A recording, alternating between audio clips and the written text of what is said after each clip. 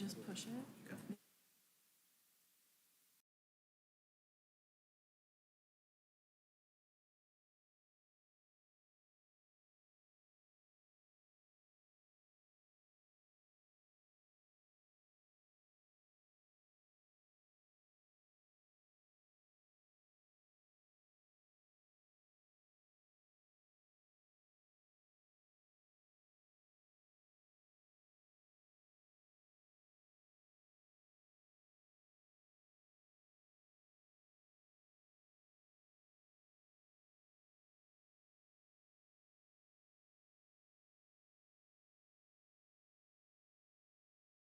Six o'clock, we'll begin our public comment session.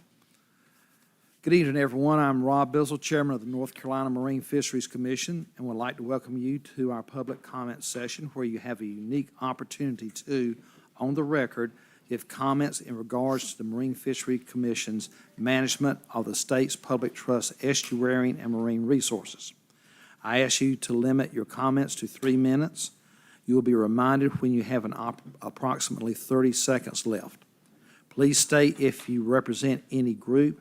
If you address the commission tonight, you will not be allowed to do so tomorrow morning. Remember, this is a time to share a concern or gather information, not to be confrontational. So far, unless somebody else comes in, we only have 2 people signed up. First, Mark Betker, come on up, please, followed by David Sneed.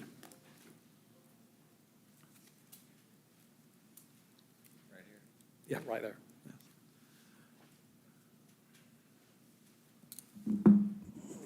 Like I said, name's Mark Betker.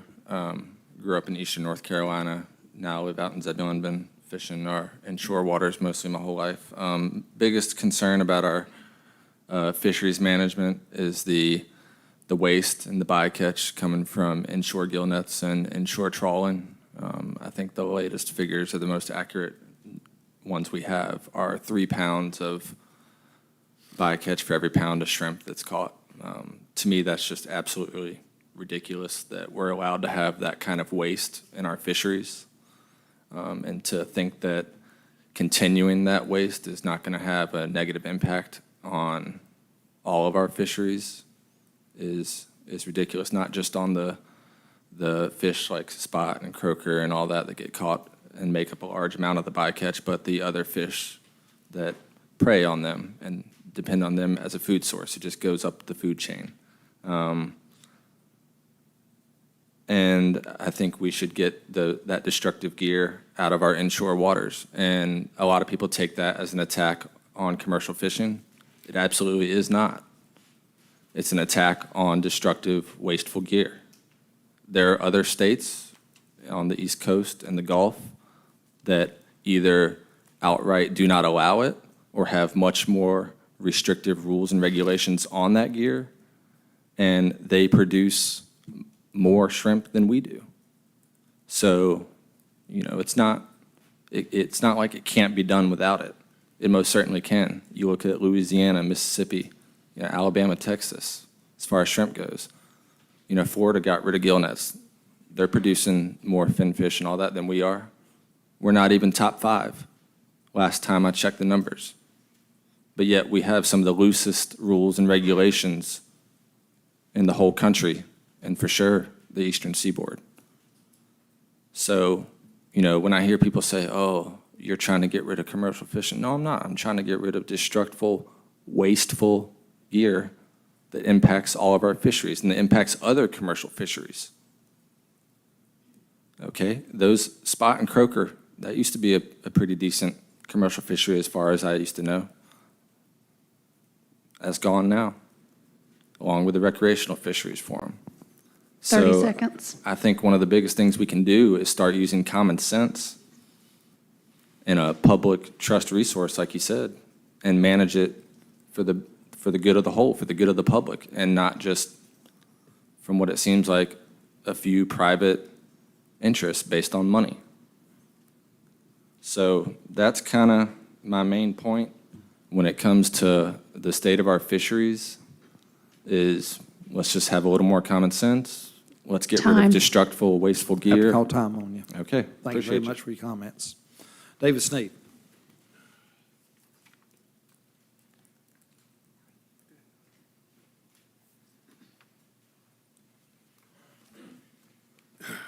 So I get the rest of the hour? You're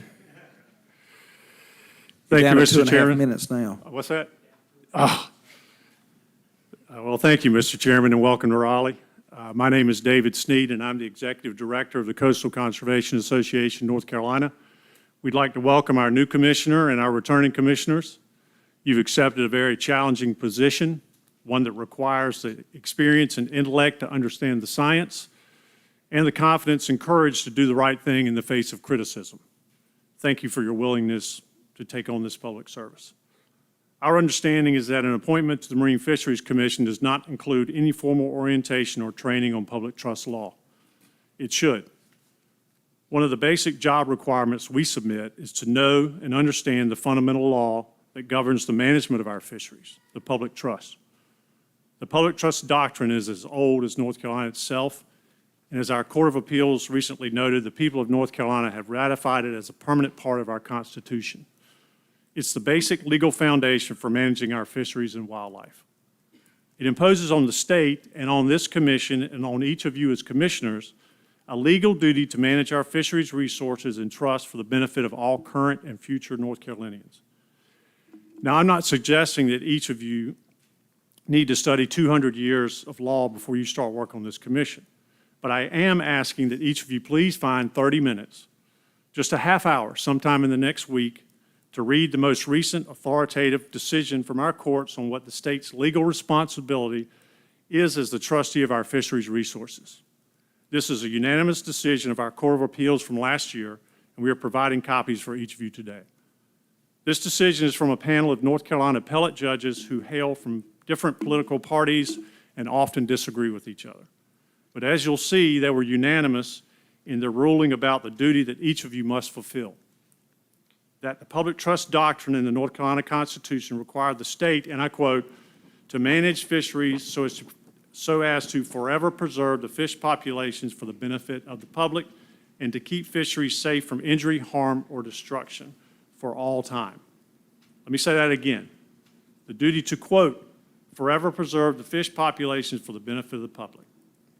As you go forward with your work on this commission, we hope that you'll take the time to read this unanimous 30 decision seconds. and that you will do everything in your power to live up to these legal duties as an MFC commissioner.